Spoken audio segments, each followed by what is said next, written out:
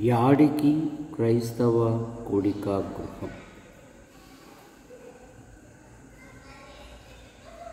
ప్రకటించిన మేరకు ఈ కూడికను ప్రార్థనచే ప్రారంభం చేసుకుంటాం. ప్రార్థన.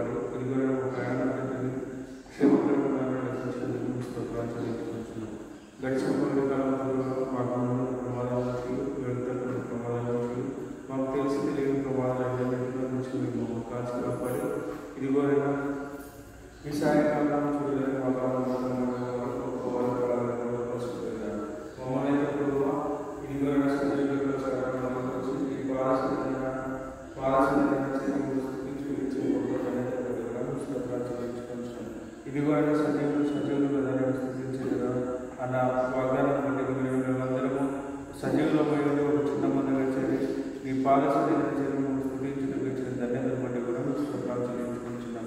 ఇదిగోనైనా ఈ కొడుకులైనా ఏదైతే రావాలని ఆశక్తి కలిగినట్లు సకాలంలో నడిపించింది. ఈ కొడుకులైన పాటల ద్వారా వాక్యం ద్వారా మనం పొందాలి.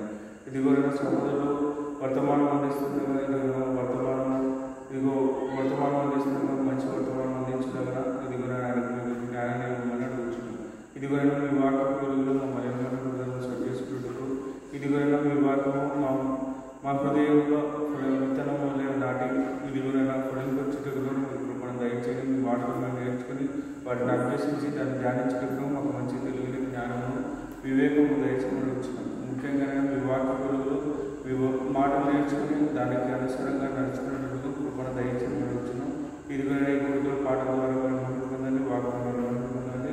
ఈ గుడి గంటలలో వీరే ఆరాధ్యక్షత వహించుకుని మా ప్రభువును మరణించిన మా ప్రాణం యేసుక్రీస్తు వారి నామములోనే అడిగి వేడుకొచ్చి ప్రారంభం చేసుకుంటున్నాం మా పరమ తండ్రి. ఆమేన్.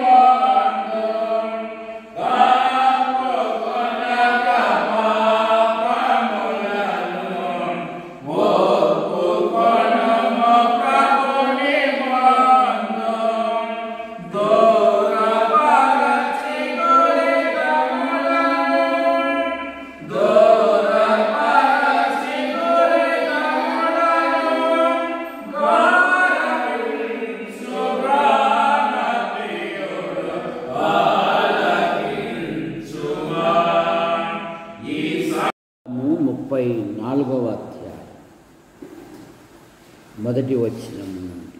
మరియు యెహోవా మోషేతో మొదటి పలకల వంటి మరి 2 రాతి పలకలను చెప్పు. నీవు పగలగొట్టిన మొదటి పలకల మీద వాక్యములను నేను ఈ పలకల మీద రాసేదను. ఉదయమునకు నీవు సిద్ధపడి ఉదయమున సీనాయి కొండ ఎక్కి అక్కడ శిఖరము మీద నా సన్నిధిని నిలిచి ఉంటుంది. ఏ నరుడును నీతో కూడా ఈ కొండకు రాకూడదు. ఏ నరుడును ఈ కొండ మీద ఎక్కడైనను కనబడకూడదు. ఈ కొండ ఎదుట గొర్రెలైనను ఎద్దులైనను మేయకూడదని సెలవిచ్చింది. కాబట్టి అతడు మొదటి పలక వంటి 2 రాతి పలకలను చెక్కెను.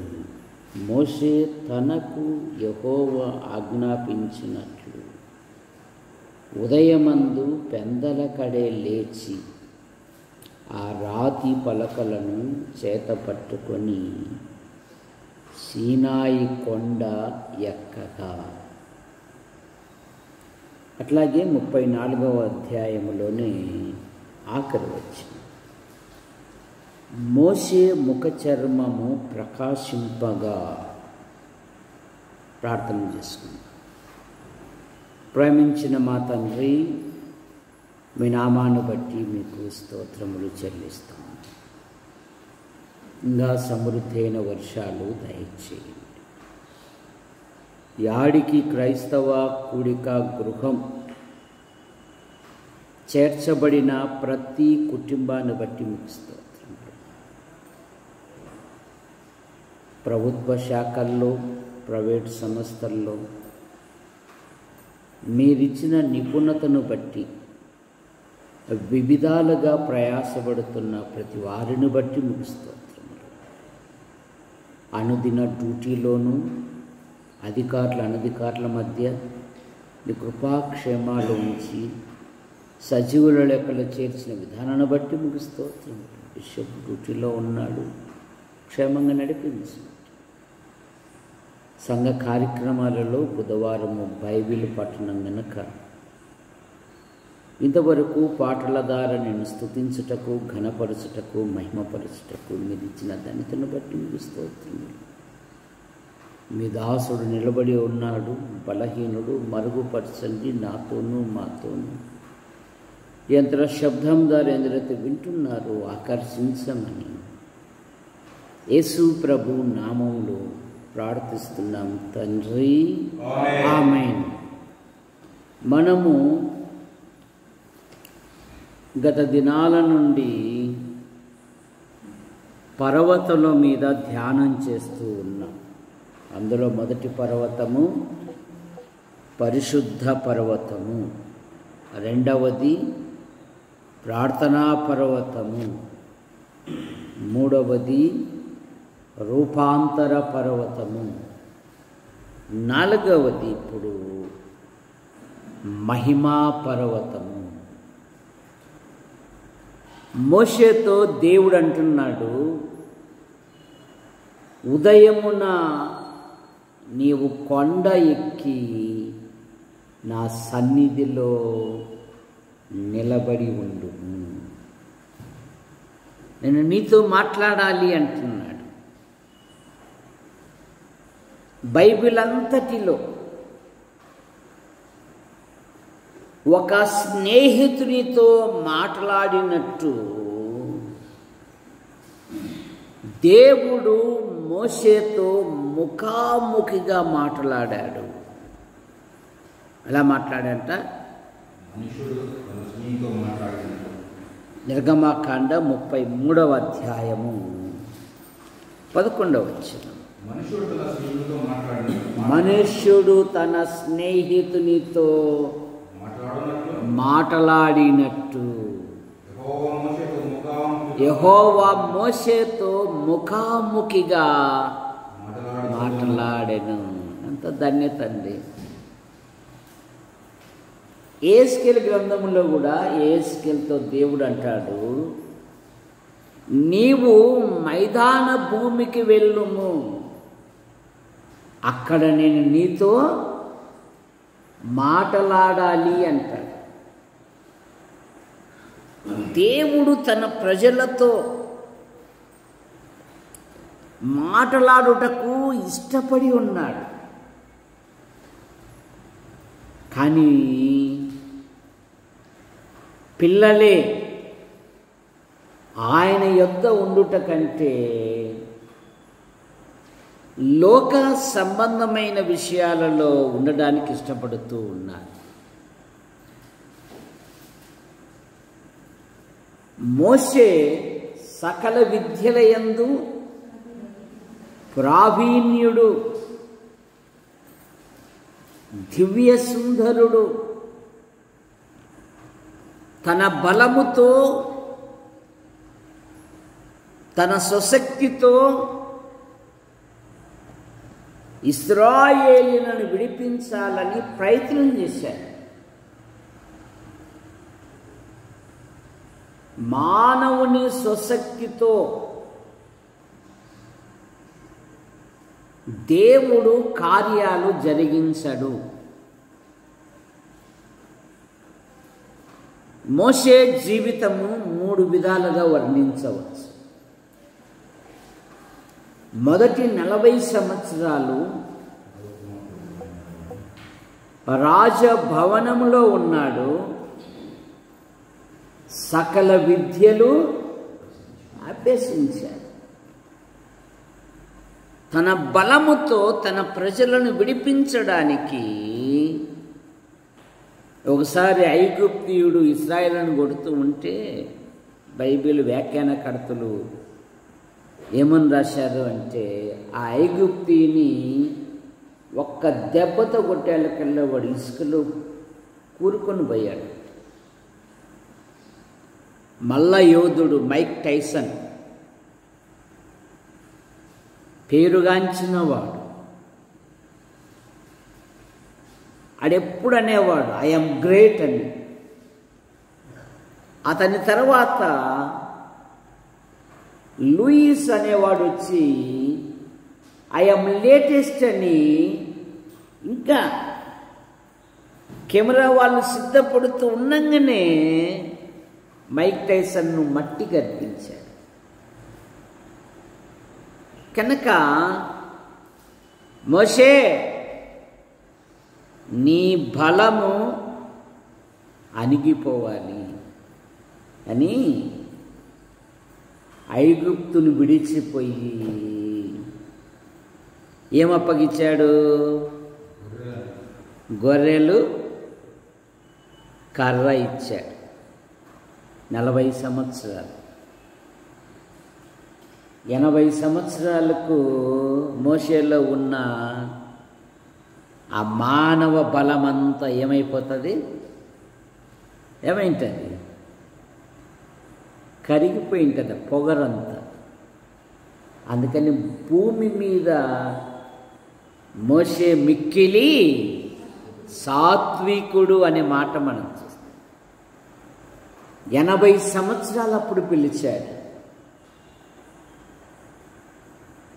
ఎర్ర సముద్రమును చీల్చాడు. ఇశ్రాయేలుల పక్షమున అనేక అద్భుతాలు చేశాడు. విచారం ఏందంటే, మోషే ఐగుప్తును విడిచి వచ్చాడు, ఇశ్రాయేలీయులు ఐగుప్తుని విడిచి వచ్చారు. కానీ ఇశ్రాయేలీల ఆధ్యాత్మిక జీవితంలో ఒక చిన్న సమస్య వస్తే, ఒక చిన్న ఇబ్బంది వస్తే, వాళ్ళ హృదయంలో నుండి ఉన్న ఐగుప్తును వాళ్ళు పదే పదే జ్ఞాపకం చేస్తూ ఉన్నారు. మేము ఐగుప్తులో మాకు కీకరకాయలు, దోసకాయలు, ఈ అరణ్యములో చచ్చుట కంటే ఐగుప్తులో ఉండుట రోజు పరో కాలుతో కొట్టేది గుర్తుకు రాలేవాళ్ళ. సరే, కానీ మోషే ప్రభు కొరకు హెబ్రీ పత్రిక 11వ అధ్యాయం 24 నుండి 26 వరకు చూస్తే, మోషే పెద్దవాడైనప్పుడు క్రీస్తు విషయమై నింద గొప్ప భాగ్యమని ఎంచుకొని అల్పకాలము పాప భోగము అనుభవించుట కంటే దేవుని ప్రజలతో శ్రమ అనుభవించుట మేలని యోచించి ఫరో కుమార్తె యొక్క కుమారుడు అనిపించుకొనుటకు ఒప్పుకొనలేదు. ఏలయనగా అతడు ప్రతిఫలముగా కలగబోవు బహుమానమునందు స్థిరబుద్ధి గలవాడై రాజాజ్ఞకు భయపడక ఐగుప్తును విడిచిపోయాను. కానీ మనము కూడా రక్షించబడిన మన ఆధ్యాత్మిక జీవితంలో కూడా ఐగుప్తు ఆశలను ఏం చేయాలంట? వదులుకోవాలి. గలతీ పత్రిక 5వ అధ్యాయము ఆఖరి వచనాలు. క్రీస్తు యేసు సంబంధులు, గలతీ పత్రిక 5వ అధ్యాయము, క్రీస్తు యేసు సంబంధులు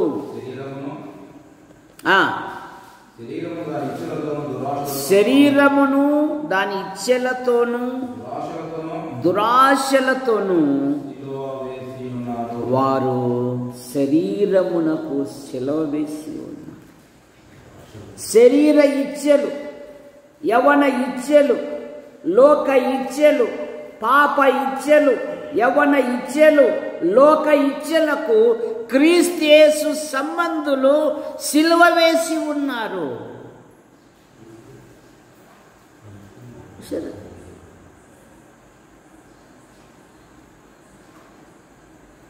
మోషేతో అంటున్నాడు దేవుడు, నువ్వు ఉదయమున కొండ ఎక్కి నా సన్నిధిలో నిలబడు. ఎంతమంది ఉదయమున లేచి దేవుని సన్నిధిలో సమయం గడుపుతూ ఉన్నారు? మనకు మాదిరి మన ప్రభువైన యేసుక్రీస్తు వారే. మార్కు సువార్త 1వ అధ్యాయం 35వ వచనములో ఆయన పెందల కడే లేచి చాలా చీకటి ఉండంగానే అరణ్య ప్రదేశమునకు వెళ్ళి అక్కడ ప్రార్థన. నీ ఆధ్యాత్మిక జీవితంలో మహిమా పర్వతములో దేవుడు నీతో ముచ్చటించాలి అంటే, దేవుడు నీతో మాట్లాడాలి అంటే, నీ ఆధ్యాత్మిక జీవితములో మహిమ నుండి అధిక మహిమకు ఎదగాలి విశ్వాసి. 2వ కొరింథీ పత్రిక 3వ అధ్యాయము 18వ వచనం.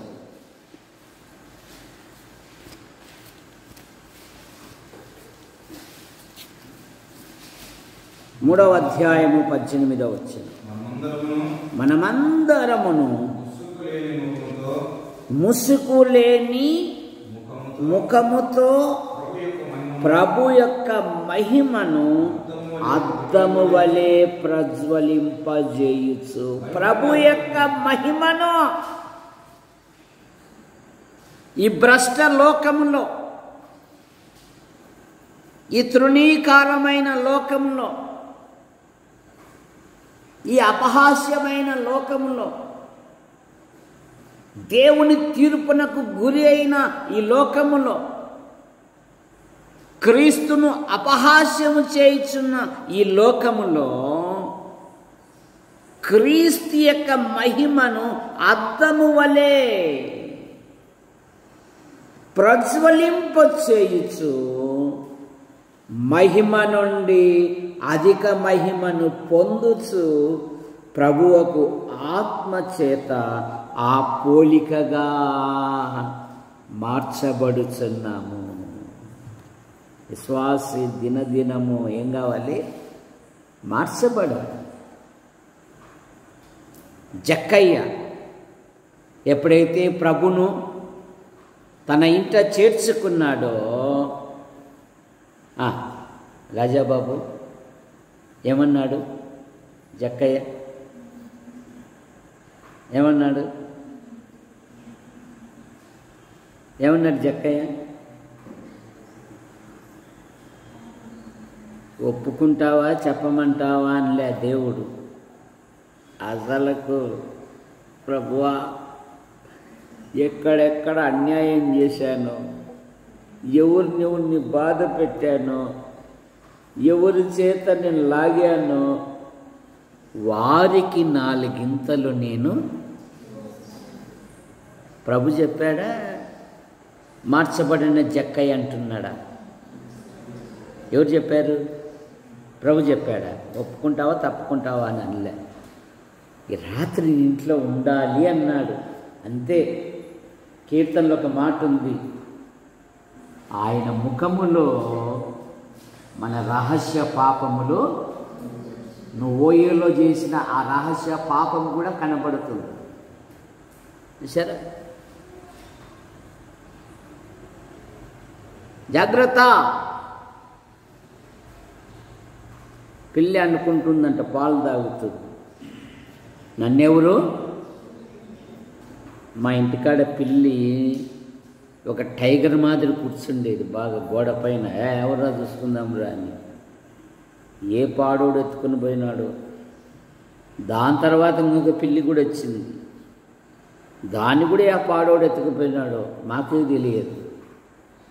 అదైతే పాసరమ్మ గారిని 6 గంటలకే లేపేది. అమ్మా అమ్మా లేమా లేమా, నాకు పాలు పోయమ్మా.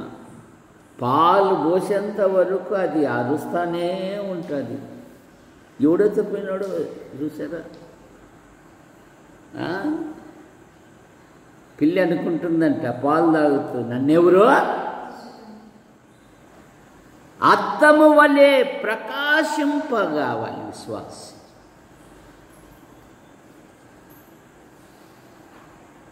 ఎప్పుడు నువ్వు ప్రకాశిస్తావు?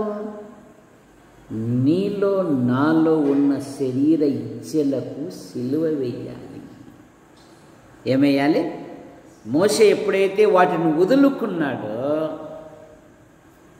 నువ్వు కొండ ఎక్కువ అంటున్నాడు దేవుడు. ఏమంటున్నాడు? నువ్వు కొండ ఎక్కువ.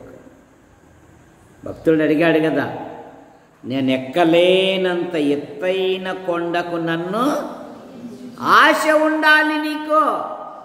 ప్రభు కొరకు నేనేమైనా చెయ్యాలి. నా ఆయువు అల్పమైనది.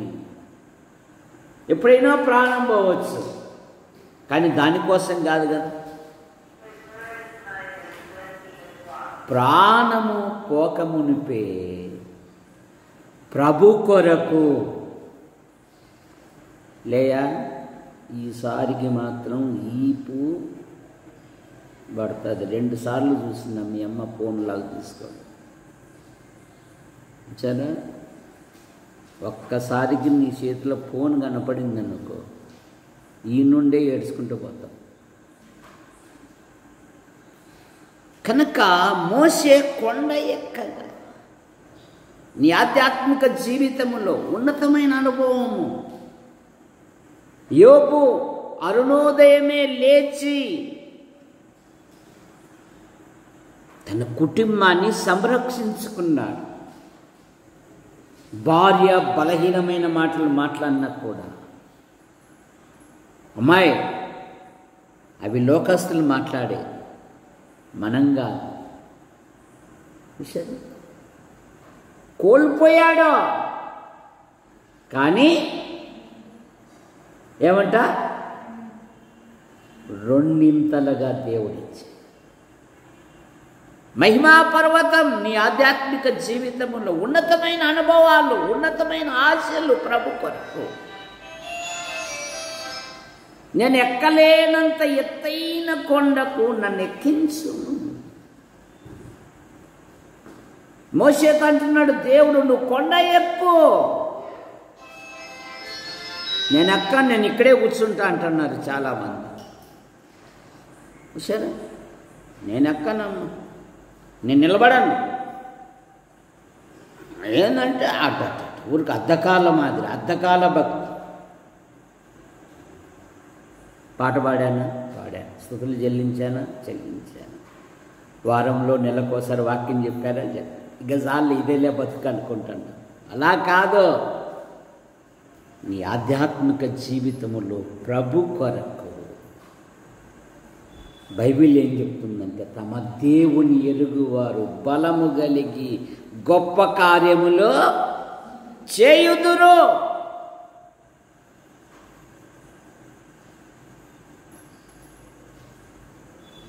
ప్రభు కొరకు మోషే నీవు కొండ ఎక్కు. లక్షింపబడిన మన ఆధ్యాత్మిక జీవితములో మహిమ నుండి అధిక మహిమను ఎదగాలి. చాలామంది అద్దములో తమ ముఖాలు పోలి అటు పక్కన పోతే తమ సహజత్వం పోలిన వారి వల్ల జీవిస్తూ ఉన్నారు. యాకోబు పత్రిక 1వ అధ్యాయము 23, 24 వచనాలు. యాకోబు పత్రిక 1వ అధ్యాయము 23, 24 వచనాలు.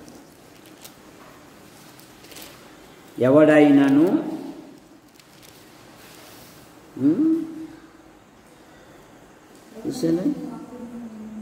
ఎవడైనను వాక్యము వినువాడై ఉండి దాని ప్రకారము ప్రవర్తించని వాడైతే వాడు అద్దములో తన ముఖమును చూచుకొను మనుష్యుని పోలి ఉన్నాడు. వాడు తన్ను చూసుకొని అవతలికి పోయి తాను ఎట్టివాడో వెంటనే తనెట్టివాడో నేనెవరిని?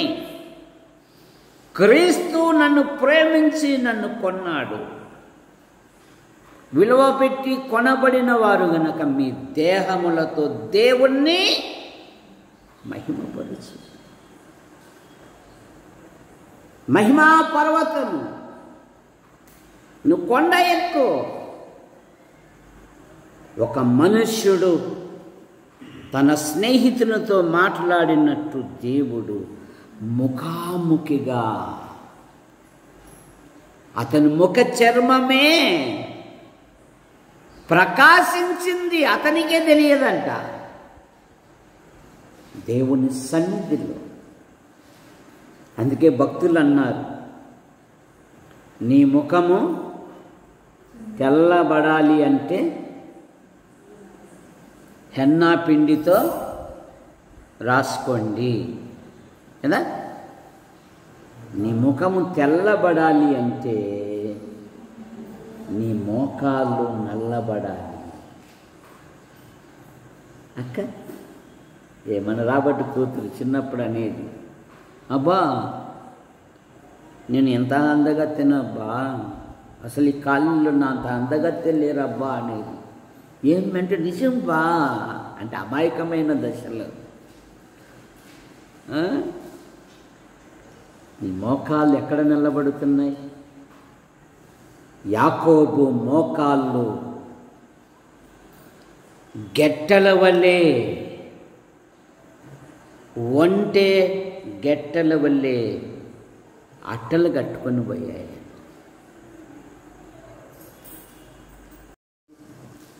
సరే, ప్రాక్టికల్. యవ్వనంలో ఉన్నప్పుడే నువ్వు మోకరించే అనుభవం నేర్చుకుంటే మన జీవితాలలో దేవుడు గొప్ప కార్యాలు జరిగిస్తాడు. నువ్వు కొండ ఎక్కువ.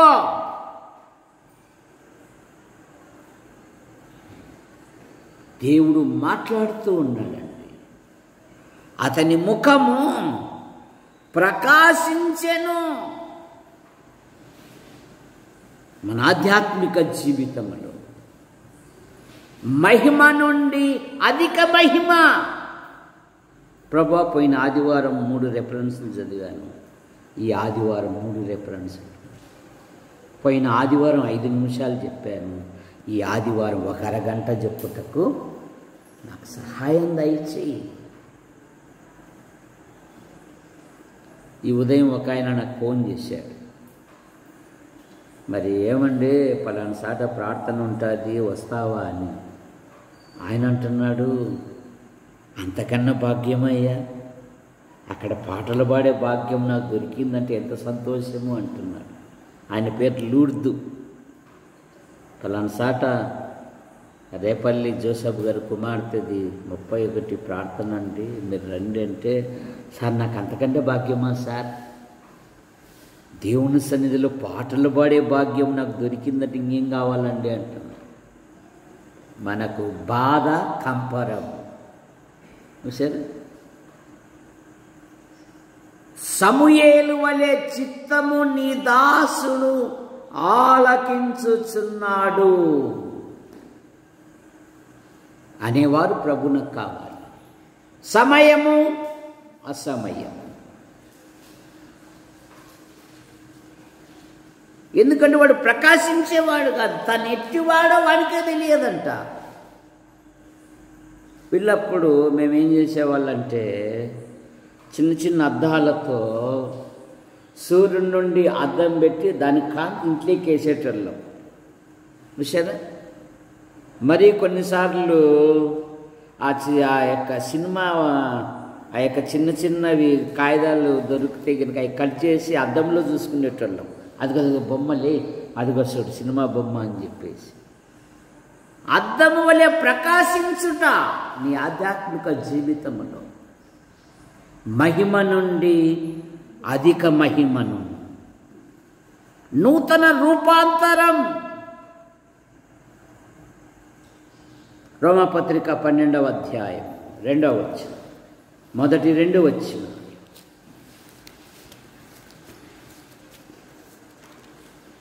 12వ అధ్యాయం 1వ వచనము.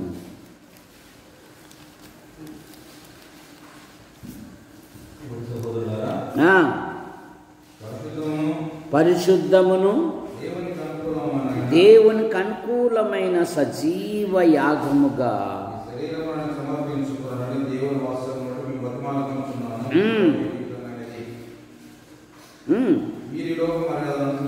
ఈ లోక మర్యాదను అనుసరింపక ఉత్తమమును అనుకూలమును సంపూర్ణమై ఉన్న దేవుని చిత్తమేదో పరీక్షించి తెలుసుకొనున్నట్లు మీ మనస్సు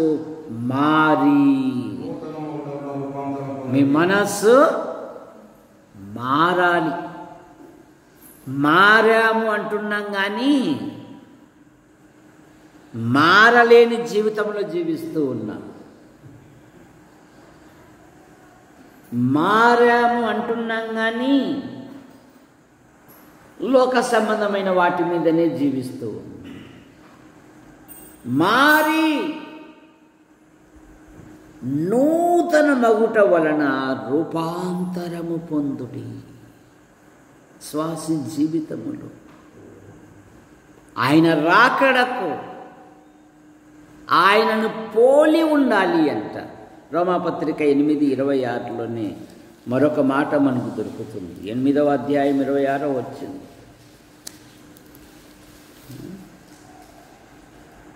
ఆత్మయు మన బలహీనతను చూసి సహాయం చేయుచున్నాడు. యుక్తముగా ఎలాగూ ప్రార్థన చేయటం వలన మనకు తెలియదు కానీ ఉచ్చరింప శక్యము కానీ మూలుగులతో ఆ ఆత్మ తానే మన పక్షమున విజ్ఞాపనము చేయుచున్నాడు. మరొక మాట ఏంటంటే మన ఆధ్యాత్మిక జీవితములో 16వ వచనములో దేవుని పిల్లలమని ఆత్మ తానే మన ఆత్మతో సాక్ష్యమిచ్చుచున్నాడు. మనము దేవుని పిల్లలమైతే వారసులము, అనగా దేవుని వారసులము, క్రీస్తుతో కూడా మహిమ పొందుటకు ఆయనతో కూడా శ్రమపడిన ఎడల క్రీస్తుతోడి వారసులము. 29వ వచనం. తన కుమారుడు అనేక సహోదరులు జ్యేష్ఠుడగునట్లు దేవుడు ఎవరిని ముందుగా ఎరిగెను, వారు తన కుమారుని సారూప్యము గలవారవుటకు వారిని ముందుగా నిర్ణయించెను. ఎవరిని ముందుగా నిర్ణయించెనో వారిని పిలిచెను. ఎవరిని పిలిచెనో వారిని నీతిమంతులుగా తీర్చెను. ఎవరు నీతిమంతులుగా తీర్చబడిరో వారిని మహిమ నుండి అధిక మహిమ. ఆయనను పోలి మనము ప్రవర్తించున్నట్లుగా ఎఫెసు పత్రికలో మనకు ఒక మాట దొరుకుతుంది. 3వ అధ్యాయం 21వ వచనం. సమస్తమునకు తనకు లోబరుచున జాలిన శక్తిని బట్టి ఆయన మన దీన శరీరమును తన మహిమగల శరీరమునకు సమరూపము గల దానిగా మార్చును. మహిమ నుండి అధిక మహిమ, ప్రకాశించే జీవితం, వృద్ధి చెందే జీవితం. కనుక నీ ఆధ్యాత్మిక జీవితంలో దినదినము ఆధ్యాత్మికంగా ఎదగాలి. బైబిల్ ఏం చెప్తుందంటే యోబు గ్రంథం 17వ అధ్యాయము 19వ వచనములో నిరపరాధులు అంతకంతకు ఏమంట యోబు గ్రంథం 17:9, 17వ అధ్యాయము 9వ వచనం.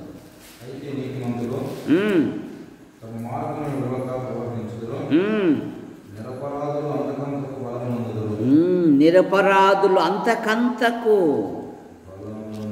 చూసారా, విశ్వాసి జీవితములో అంతకంతకు బలమునందెదరు. న్యాయాధిపతుల గ్రంథం 5:31 ఆయనని ప్రేమించువారు ఉదయించు సూర్యుని వలె ఉండు. ఆయనను ప్రేమించువారు అంతకంతకు. దావీదు జీవితంలో ఈ పదాలు మనకు పలుమార్లు కనపడతాయి. 2 సమూయేలు గ్రంథం 3వ అధ్యాయం 1వ వచనములో దావీదు అంతకంతకు ప్రబలెను. 5వ అధ్యాయం 10వ వచనములో దావీదు అంతకంతకు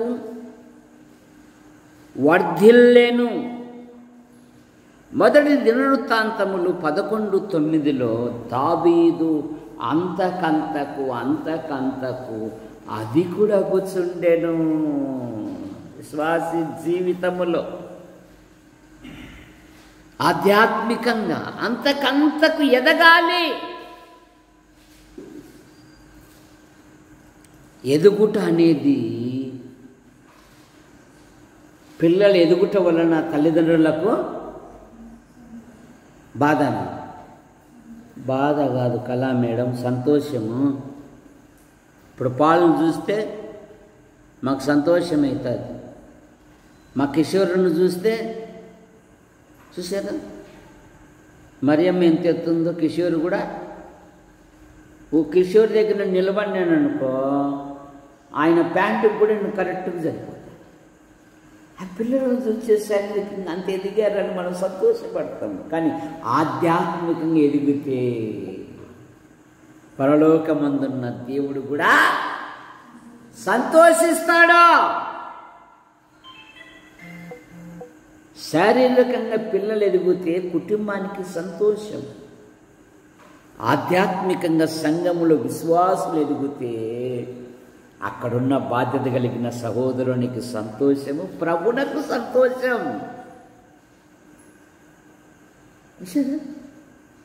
కానీ ఎదగడం లేదే. నలుగురు 4 దారులు అన్నట్టుగా ఈ లోక సంబంధమైన సంఘాలకు వెళ్తే మా సేవకుడు చెప్పండి నేమేం చేయమండి అనే వాళ్ళని చూశాను. ఈడు ఏదైనా చెప్పాలంటే ఆయన అడుగు ఆయనకి చెప్పు.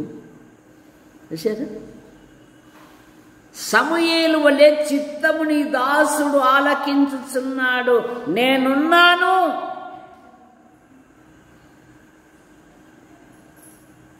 యెషయా ప్రవక్త వలె మా నిమిత్తము ఎవడు పోగలడు అన్నప్పుడు యెషయా ప్రవక్త సూచనలు లేదు, కానీ నేనున్నాను నన్ను పంపుము. సరే, ఎక్కడైనా స్థానిక సంఘాలలో కూడికలు జరిగినప్పుడు సహోదరులు చెప్పినప్పుడు సహోదరులు వెళ్ళి నేర్చుకోవాల. ఎక్కడికి రాము, అదంతా నీ వరకే అని అంటున్నారు. ఎలాగ గుర్తింపు వస్తుంది? ఎలాగ విషయాలు తెలుసుకుంటావు? సంవత్సరానికి ఒకసారి జరిగే ఆ మీటింగులకు అబ్బా ఎన్ని సేదతాళ్ళు దాడల్లో ఎన్ని వాటికి వచ్చేళ్ళకెళ్ళి చివరికి ఎవరు ఉండరు, వాక్యం మీద ప్రేమ కలిగిన వాళ్ళు వస్తారు. అలా కాదు,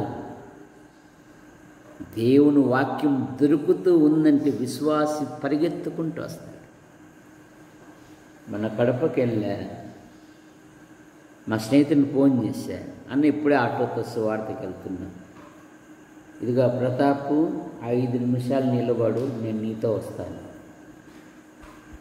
అంతే, డ్రెస్ మార్చుకుని ఉరుకు ప్రయాణం చేసి వచ్చిన అలసిపోయినా ఆ సమయాలు మళ్ళీ రావు. సరే, నీ దాసుడు ఆలకించుచున్నాడు, నేనున్నాను నన్ను పంపుము అనేవాళ్ళు కావాలి. దావీదు ఎక్కడికి వెళ్ళినను సుబుద్ధి కలిగి ప్రవర్తించుతూ వచ్చాడు గనుకనే అతని పేరు బహు ప్రసిద్ధికెక్కెను.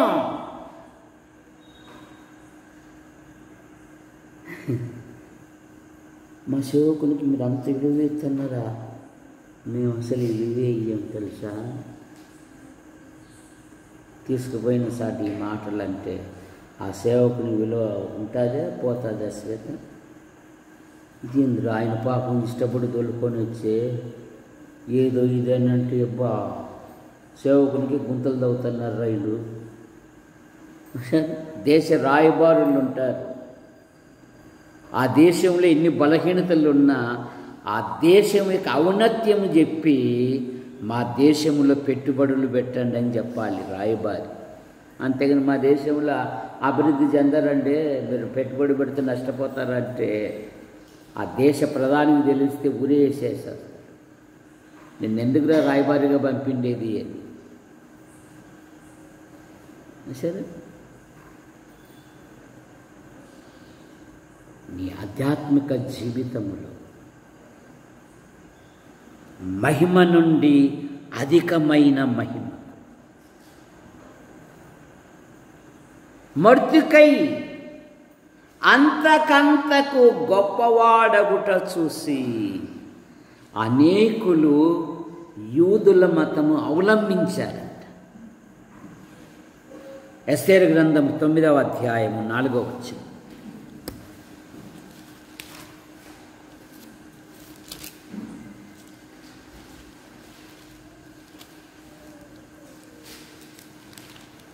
తొమ్మిదవ అధ్యాయం 4వ వచనం.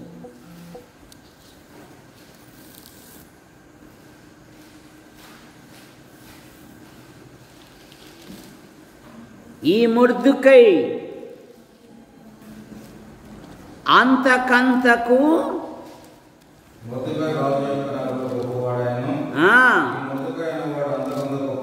ఈ మొర్దెకై అనేవాడు అంతకంతకు గొప్పవాడాయను. ఈ దానియేలు వర్ధిల్లుచూ ఉండెను. దానియేలు గ్రంథం 6వ అధ్యాయము ఆఖరి వచనములో ఈ మొర్దెకై ఈ దానియేలు చూసారా, బైబిల్లో అక్కడక్కడ కొన్ని పదాలు ప్రత్యేకంగా కనపడతాయి. 6వ అధ్యాయము ఆఖరి వచనం దానియేలు గ్రంథం. ఈ దానియేలు దర్యావేషు ప్రభుత్వ కాలమందును పారసీకుడకు కోరేసు ప్రభుత్వ కాలమందును వర్ధిల్లెను. ఈ దానియేలు, ఈ మొర్దెకై,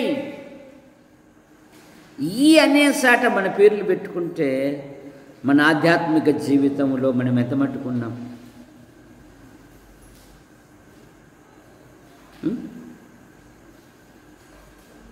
పౌలు గారు ఫిలిప్పీ సంఘాన్ని గురించి శ్రేష్టమైన ప్రార్థన చేస్తున్నాడు. మొదటి అధ్యాయము 9-11 వచనాలలో మీరు శ్రేష్టమైన కార్యములు వివేచింపగలవారగుటకును మీ ప్రేమ సకల విధములైన జ్ఞానముతో నిండుకొనినదై మీరు అంతకంతకు ఏమంట చదువుదాం. ఎంత శ్రేష్టమైన మాట.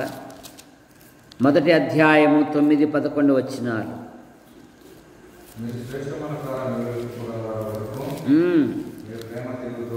మీ ప్రేమ తెలివితోను సకల విధములైన అనుభవజ్ఞానముతోను కూడినదై అంతకంతకు అభివృద్ధి పొందవలెను. మీ ప్రేమ అంతకంతకు, మీ ప్రేమ. హలో, మీరు కొత్తగా వచ్చారా? వందనాలండి. మీ పేరు? నా పేరు ఫలానండి. హలో బ్రదర్, వందనాలు బ్రదర్, బాగున్నారా? ఏ ఊరండి? రండి రండి, మీ క్షేమం కొరకు సంఘం ప్రార్థన చేస్తుంది. అసలు పలకరింపులే లేవు, మాట్లాడితే పనులు ఆడ రాలిపోతాయి అన్నట్లుగా కదా. సహోదరులు ఒకరినొకరు వందనాలు, సహోదరులు ఒకరినొకరు వందనాలు, ఒకరొకరు సెకండ్. మర్చిపోయావు, పలకరింపులే లేవు. ఆమెనంటేనే చాలు, లేచింది కోడి పరిగెత్తురా అన్నట్లుగా పరిగెత్తడమే. కాసేపు ఏమన్నా బాగున్నావా, ఏంది ఈ మధ్య అలాగున్నావే, ఆత్మీయ పలకరింపు. ఆత్మీయ పలకరింపు పోయి అసూయ వచ్చేసింది మనకు. ఏమొచ్చేసింది? అసూయ ఉంటే మనం అభివృద్ధి పొందలేము, ప్రేమ ఉంటే అభివృద్ధి పొందుతాం. ప్రేమ చల్లారిపోతున్న దినాలలో ప్రేమను పెంచుకోవాలి. మీరు అంతకంతకు అభివృద్ధి పొందవలననియు ఇందువలన దేవునికి మహిమయు స్తోత్రము కలుగునట్లు మీరు యేసుక్రీస్తు వలనైన నీతి ఫలములతో నిండుకొనిన వారై క్రీస్తు దినమునకు నిష్కపటులుగాను నిర్దోషులుగా కావాలనని మీ కొరకు పౌలను నేను ప్రార్థించుచున్నాను. మీరు అంతకంతకు అభివృద్ధి,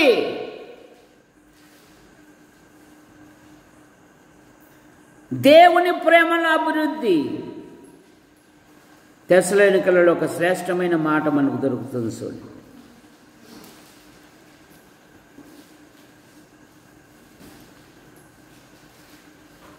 రెండవ అధ్యాయము 13లో ఆ మాట మనకు దొరుకుతుంది.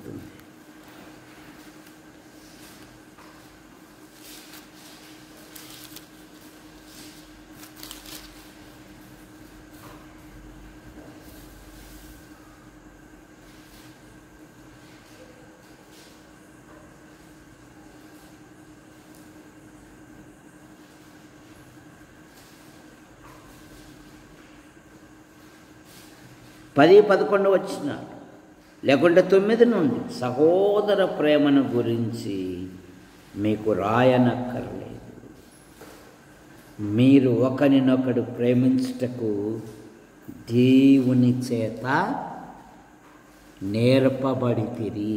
ఇదేనా దేవుడు నిన్ను ప్రేమించింది? దేవుడు నేర్పించినది ఇదేనా? పిల్లవాడు తప్పు చేస్తే ఏరా ఇవి నేర్పించాను నీకు, ఇలాంటివి నేర్పించాను రా నీకు. అయినా ఈరోజు ఏందిరా కొత్త మాట పలికావు, మన ఇంట్లో ఆ మాట రాదుగా, ఆ పదం మన ఇంట్లో రాదు కదా. వీడు గుమ్మడి వాడిని జొత్తబట్టాడండి, వాడు లోకస్తుడండి, అందుకని వాని మాటలే వీనికి వస్తాయి. సామెత ఉంది కదా, 6 నెలలు వీళ్ళు రాజా, 6 నెలలు వాళ్ళు అయితే ఏమవుతారంట? ఒకటవుతారంట. కాదుగా, మన ఇంట్లో ఆ మాట ఎప్పుడు రాదే. ఇవేనండి నేర్పినది మేము. మొక్కై వంగంది దేవుని చేత నేర్పబడినారంట మీరు. సహోదర ప్రేమ చూసారు, ప్రేమించుట.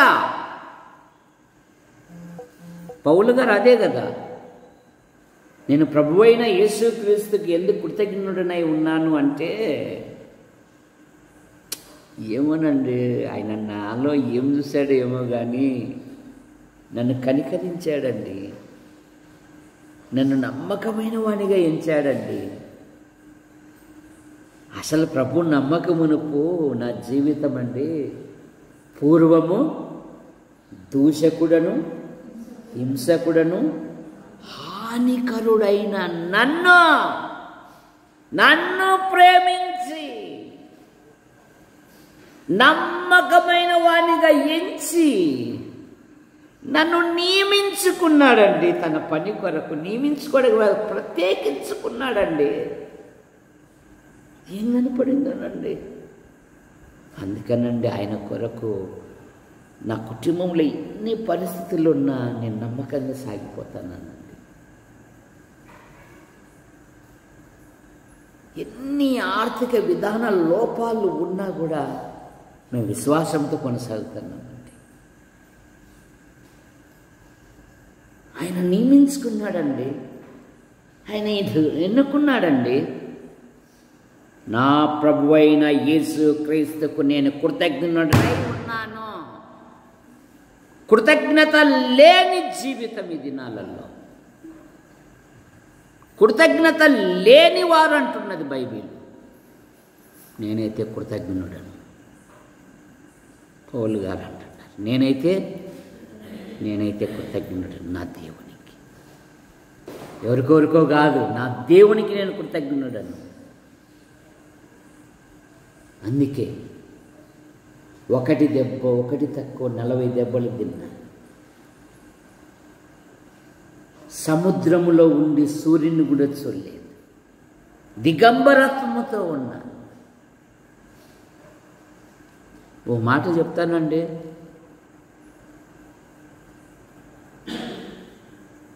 ఆ కంచని గాడిదవాడు నన్ను బహుగా ఏమంట మోసగించెను. ఎవరిని? నేను క్రీస్తును పోలి నడుచుకున్నానన్న పౌలునే 2 తిమోతి పత్రికలో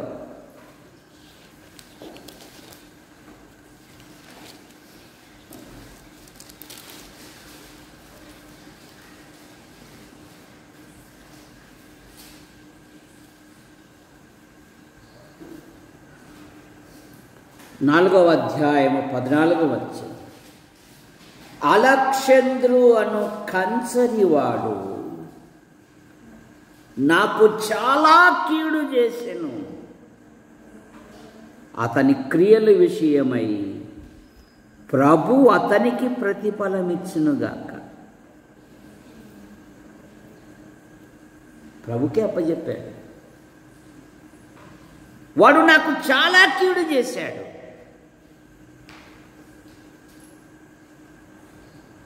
పౌలు లాంటి భక్తులనే మోసగించినప్పుడు మనలాంటి సామాన్యులను మోసగించడము గొప్ప సంగతి కాదు అని గుర్తుంచుకోవాలి. వాడు నాకు చాలా కీడు చేశాడు. వాని ఆలోచన విధానం, వాని నడవడి విధానం, వాని జీవిత విధానం, వాడు కీడు చేయడమే తప్ప మేలు అనేది వానికి తెలియదు అన్నాడు. నన్ను బహుగా మోసగించాడు.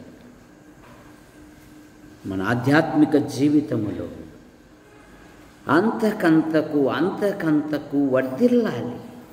యెహోషాపాతు గురించి ఒక శ్రేష్టమైన మాట మనకు దొరుకుతుంది. చూడండి, దినవృత్తాంతములు 2వ దినవృత్తాంతం 17వ అధ్యాయం 12వ వచనం. యెహోషాపాతు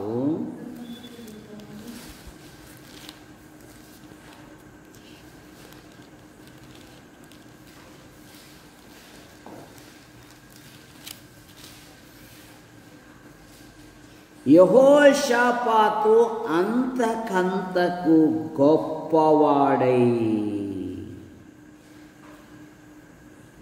శ్వాస జీవితంలో అంతకంతకు భక్తులు వాళ్ళు అంతకంతకు ఎదుగుతూ ఉన్నారు. మహిమ నుండి అధిక మహిమకు, మహిమా పర్వతము, ఉన్నతమైన జీవితం. కానీ నేటి దినాలలో చెడిపోయిన వారు కూడా బైబిల్లో ఉన్నారు. రాజకుమారుడువైన నీవు అంతకంతకు చెడిపోవుటకు కారణమేమి అంటే వానిలో మోసపూరితమైన ఆలోచన ఉంది. ఏం ఆలోచన? మోసపూరితమైన ఆలోచన.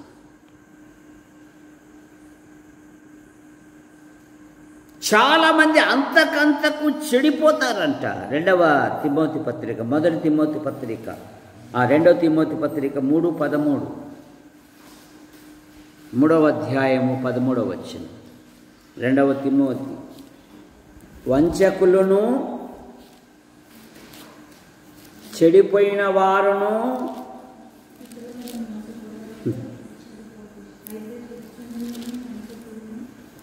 3:13 దుర్జనులను వంచకులను ఇతరులను మోసపరచుచు తమ్మును తాము మోసపోవచ్చు అంతకంతకు ఏమంట బాగుపడరు, వీళ్ళు చెడిపోవుదురు. బాగుపడని బతుకులు వీళ్ళది.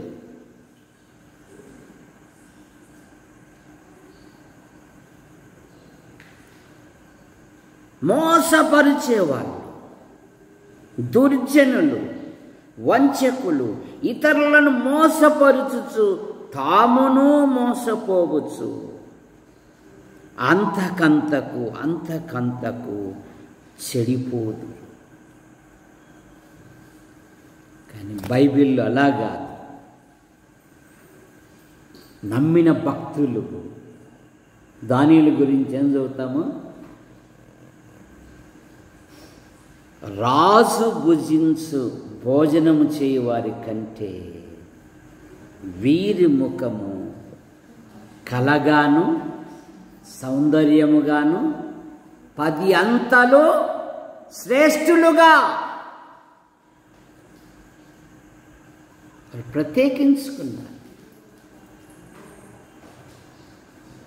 మోషే ముఖము ప్రకాశించెను. బాప్తిసమిచ్చి యోహాను గురించి ప్రభువే సాక్ష్యం ఇస్తాడు. అతడు మండుచు ప్రకాశించు దీపమై ఉండెను. ఎందరు అనేకులు నీతి మార్గమునకు ప్రభువైపునకు మళ్లించెదరో వారు ప్రకాశించు నక్షత్రము వలె ఉందురు. నీతిమంతులు దేవుని రాజ్యములో అంతకంతకు వర్ధిల్లుదురు. స్తెఫెను సంఘంలో ఏం పని చేసేవాడు? ఏం పాత్ర అయింది? సంఘము విస్తరిస్తున్నప్పుడు విధవరాన్ల మీద చిన్న చూపు చూశారని సనుగులు వచ్చాయి. విధవరాన్లకు భోజనమునకు వడ్డించువాడు, కానీ తన ఆధ్యాత్మిక జీవితములో స్తెఫెను సన్హెద్రీను సభలో నిలబడినప్పుడు అతని ముఖ చర్మము ప్రకాశించెను, అతని ముఖము దేవదూతల వలె కనబడిందంట. ఆదాము మొదలుకొని మన ప్రభువైన యేసుక్రీస్తు మరణం వరకు ఆ సభలో ప్రసంగిస్తూ ఉంటే ఆ మఠాధిపతులకు యొక్క హృదయాలు గొడ్డలితో నరకబడ్డాయి. కారణమేమి? సంఘములో ఉండి ఎదిగినవాడు, సంఘానికి దూరంగా ఉన్నవాడు ఆత్మీయంగా అభివృద్ధి పొందరు. అందుకే ఆది అపోస్తలులు వీరు ఏమంట 4 విధాలలో పెరిగారు. రొట్టె విరుచుట యందు, ప్రార్థించుట యందు, సహవాసమందు, స్తుతులు చెల్లించుట యందు ఎడతెగక. మోషే, నువ్వు కొండ ఎక్కు, నేను నీతో మాట్లాడాలి. ఎప్పుడైతే మోషే కొండ ఎక్కాడో అతని ముఖము ప్రకాశించింది. కొండ ఎక్కాలంటే మనలో ఉన్న లోక సంబంధమైన, శరీర సంబంధమైన శరీర ఇచ్ఛలు మనలో కనబడకూడదు. పౌలు గారు అన్నారు కదా, ఇక జీవించువాడను క్రీస్తే నన్ను ప్రేమించి నా కొరకు బలిగాను అర్పణముగాను అర్పించుకున్న ప్రభు కొరకు నేను జీవించుచున్నాను. ప్రార్థన చేసుకున్నాను. ప్రేమించిన మా తండ్రి, మీ నామాన్ని బట్టి మీకు స్తోత్రములు చెల్లిస్తాను. బైబిల్లో పర్వతాల మీద 4వ పర్వతం మీద ధ్యానం చేయటకు సహాయం చేశారు. నీరు కట్టి ఫలింపచేయండి. యాడికి క్రైస్తవ కూడిక గృహం చేర్చబడిన ప్రతి కుటుంబాన్ని మీరెక్కలి కింద ఉంచుకొని కాపాడండి. ఇంకా సమృద్ధైన వర్షాలు దయచేయమని అడుగుతున్నాం. యేసు ప్రభువా, మా యాడికి మండలంలో ఉంటున్న ఆసుపత్రి, MRO, MDO, panchayat, police station, మా మండల నాయకులను, అధికారులను మీరు దీవించండి. చక్కగా పాలించినట్లుగా మా నాయకులకు, అధికారులకు నీ దైవ జ్ఞానమును దయచేయండి. మా తాడపతి నియోజకవర్గం నాయకులను, అధికారులను దీవించండి. మా జిల్లా కలెక్టర్ గారిని, కార్యాలయంను, నాయకులను, అధికారులను దీవించండి. మా తెలుగు రాష్ట్రాలను, ముఖ్యమంత్రులను, గవర్నర్లను మీరు దీవించండి. మా భారతదేశం కొరకే మేము ప్రార్థిస్తున్నాం. మా దేశంలో సువార్త వివిధాలుగా ప్రయాసపడుతున్న ప్రతి వారిని దీవించండి. మా దేశ ప్రధాని గారిని దీవించండి. నైనా మరి రాష్ట్రపతి గారిని దీవించండి. చక్కగా పాలించినట్లుగా మీ కృపను దయచేయండి. దేశ సరిహద్దులను, సైనిక పటాలమును దీవించండి. మా మండలము నుండి ఉద్యోగము కొరకు, ఉపాధి కొరకు, ఉన్నతమైన చదువు కొరకు వెలపల ఉంటున్న ప్రతి కుటుంబాన్ని,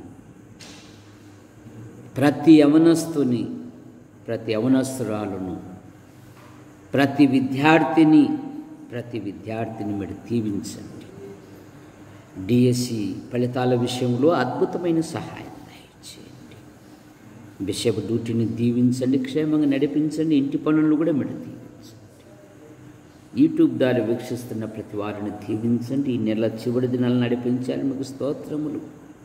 మరో నూతన మాసం ఎదుట ఉన్నది. నూతన స్థలాలు, ప్రదేశాలు, ప్రాంతాలలో మీ కుమారుని ప్రకటించినట్లుగా మీ కృపను దయచేయండి. యూట్యూబ్ ద్వారా వీక్షిస్తున్న ప్రతి వారిని దీవించమని మా కొరకు ప్రార్థిస్తూ, మమ్మలను ప్రోత్సహిస్తూ, ఆయా స్థలాలలో నైనా మరి ప్రోత్సహించిన ప్రతి వారిని కూడా దీవించమని యేసు ప్రభు నామములో ఆశీర్వదించు హస్తాలకు అప్పచెప్పుకుంటూ, కట్టుపల్లి యోహానంకులు రాజబాయి అంటే మీ పిలుపు తీసుకున్నారు. వారి కుమారులు, వారి భార్యలు, వారి సంతానం, వారి కుమార్తెలు, వారి భర్తల సంతానం దీవించండి. శ్రీరామూర్తి గారు కుమార్తెలు, కుమారుని దీవించండి. ఆయన తీసుకుంటున్న ప్రతి మందును, పదార్థమును దీవించండి. జాన్ నెల్సన్ గారు అయిన భార్య పిల్లలు, పాల్ గారు అయిన భార్య పిల్లలు దీవించండి. గుంటూరు, కర్నూలు, నంద్యాల, యాడికి, కొండూరు, కోనచెరువు, చాపరాల సంఘాలను బలపరచండి. రాత్రి మీరు మహిమ పొందమని ఆశీర్వదించు హస్తాలకు అప్పచెప్పుకుంటూ యేసు ప్రభు నామములో ప్రార్థిస్తూ బయలుదేరుతున్నాము తండ్రి. ఆమేన్. అందరికీ వందనాలు.